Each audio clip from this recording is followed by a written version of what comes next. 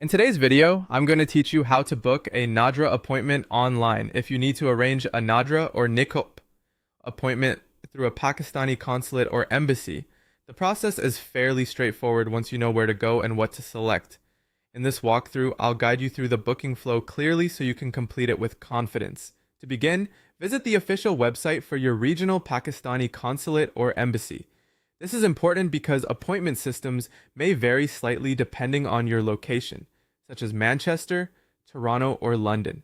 Make sure you are using the correct official site for the region where you plan to attend your appointment. For this example, go to the appointment portal at appointments.pakistanconsulate.manchester.org. Once the page loads, take a moment to confirm that you are on the correct booking website before continuing. On the home page, look for the option labeled Book Appointment and click on it. This will take you to the appointment booking section where you'll be asked to choose the type of service you need. Next, select an appointment type. Since this video is specifically about booking a Nadra appointment, choose the option for Nadra, followed by Nikop if that appears as the listed service.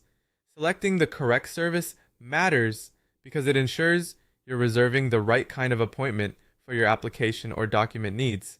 After that, choose the number of applicants.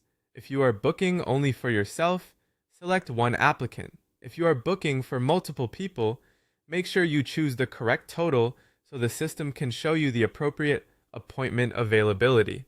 You'll then be asked to fill out the requested personal information and choose an open appointment slot. Enter your details carefully and double-check everything before moving on.